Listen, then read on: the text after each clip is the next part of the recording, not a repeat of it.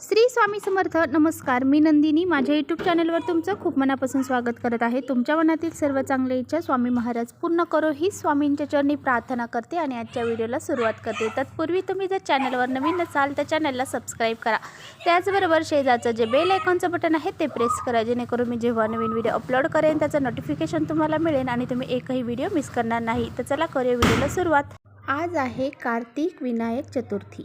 तर पहा, आज आपल्याला संध्याकाळी कापूरसोबत अशी एक वस्तू जाळायची आहे ज्यामुळे आपल्या घरावर कोणाची शत्रुपीडा असेल, वास्तुदोष असेल, पितृदोष असेल, शत्रुबाधा असेल तर ह्या सर्व गोष्टी नष्ट होऊन जातील आणि आपल्या घराची खूप सारी प्रगती होईल आणि घरातील जी नकारात्मकता आहे तर ती बाहेर निघून जाईल. इतका हा प्रभावशाली उपाय आहे, त्यामुळे हा उपाय आज नक्की करायचा. कार्तिक महिन्याला वेगळंच महत्त्व आहे. कार्तिक महिन्याला आपण कार्तिक महिन्याचं महात्म्य हे वाचत असतो. कार्तिक महिन्यामध्ये कार्तिक महात्म्याचा जो ग्रंथ आहे त्याचं आपण पठण करत असतो. ह्या ग्रंथाचं जर आपण पठण केलं तर आपण काही कळत नकळत पापं केलेली असतील तर त्या पापाची यामधून सुटका होत असते. त्याचबरोबर बघा, या कार्तिक महिन्यामध्ये जे काही सण येतात, काही तिथी येतात तर यांचं वेगळंच महत्त्व असतं. तर पहा, आता अमावस्या झालेली आहे आणि त्यानंतर लगेच कार्तिक महिना चालू झालेला आहे. या कार्तिक महिन्यामध्ये पहा, गंगा स्नान करण्याला म्हणजे नदीवर जाऊन स्नान करण्याला खूप महत्त्व आहे.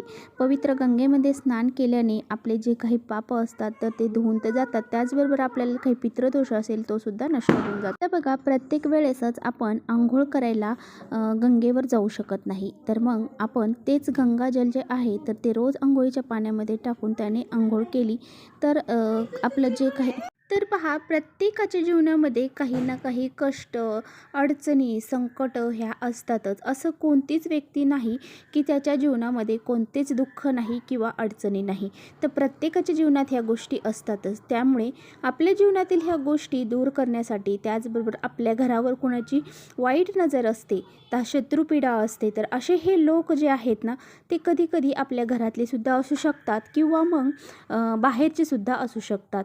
आणि अशा वेळेस आपल्याला कळत नाही की हे आपले हितगुज आहेत की आपले हितशत्रू आहेत. आणि पहा, कसं असतं की आपल्यासमोर व्यक्ती इतकं चांगलं बोलते आणि नंतर आपल्या पाठीमागे बघा, थोडंसं आपण पुढे गेलो की लगेच आपल्या पाठीमागे आपल्याला नावं ठेवायला सुरुवात करतात. आपलं वाईट व्हावा म्हणून भरपूर प्रयत्न करतात.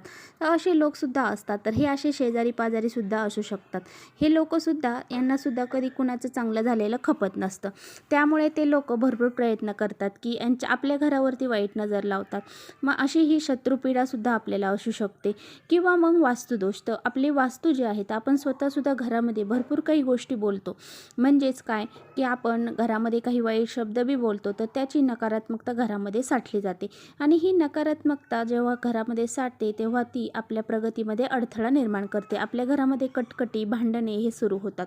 तर ही वास्तुदोषसुद्धा दूर करण्यासाठी आपल्याला असे छोटे छोटे उपाय आपल्या घरामध्ये करायचे असतात. पितृदोष असेल, हे सर्व उपाय जे दोष असतात ते दूर करण्यासाठी आणि आपल्या घराची प्रगती होण्यासाठी आपल्याला अशा विशिष्ट तिथींना विशिष्ट उपाय करायचे असतात. तर बघा, आज विनायक चतुर्थी आहे आणि ही कार्तिक महिन्यातली विनायक चतुर्थी आहे. त्यामुळे आपल्याला आज संध्याकाळी कापूरसोबत ही एक वस्तू जाळायची आहे. तर बघा, आपल्याला काय करायचं. कापरामध्ये खूप सकारात्मक गोष्टी असतात, म्हणजे सकारात्मक ऊर्जा असते आणि ह्या कापूर हा जो आहे तर तो नकारात्मक गोष्टी शोषून घेण्याचं काम करत असतो.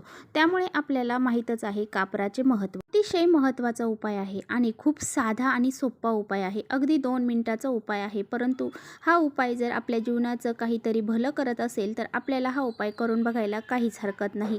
परंतु हा उपाय करताना तुम्ही श्रद्धेने आणि भावनेने करा. म्हणजे तुम्हाला त्या उपायाबद्दल श्रद्धा असायला पाहिजे की ह्या उपायाने माझ्या घरामध्ये नक्कीच चांगलं होणार आहे.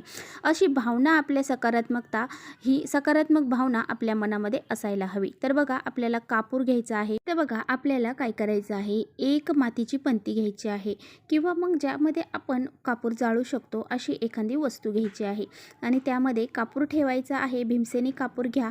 जर भीमसेनी कापूर असेल तर अतिउत्तम. भीमसेनी कापूर जर नसेल तर मग तुम्ही साधा कापूर घेतला तरी चालेल. तर तो कापूर घ्यायचा आहे आणि त्या त्यानंतर आता बघा आपल्याला पिवळी मोहरी चिमूटभर घ्यायची आहे. त्याचबरोबर तमालपत्र घ्यायचं आहे. तमालपत्र आपण तेजपत्ता म्हणतो ते, आणि ते आपल्याला थोडंसं चुरगळायचं आहे. आणि त्यानंतर आपल्याला दालचिनीचा छोटासा तुकडा देखील घ्यायचा आहे. तर बघा ह्या सर्व गोष्टी घेऊन आपल्याला आपल्या मुख्य दरवाजामध्ये जायचं आहे.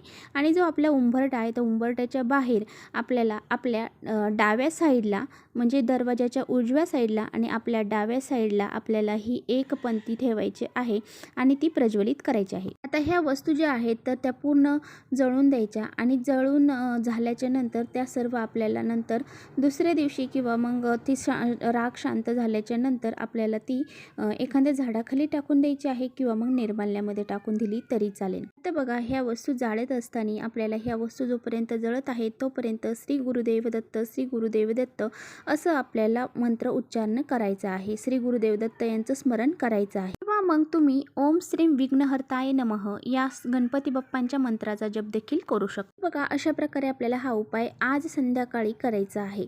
आणि हा उपाय जर आपण केला तर आपल्या जीवनामध्ये जे काही संकट आहेत, शत्रुबाधा आहे, वास्तुदोष आहेत, पितृदोष आहेत, नजरबाधा आहे, शत्रुबाधा आहे, या सर्व गोष्टी ज्या आहेत तर त्या दूर होऊन जातील. इतका हा प्रभावशाली उपाय आपल्याला आज संध्याकाळी करायचा आहे. बघा उपाय हा एकदाच करून आपल्याला त्याचं फळ लगेच भेटत नाही.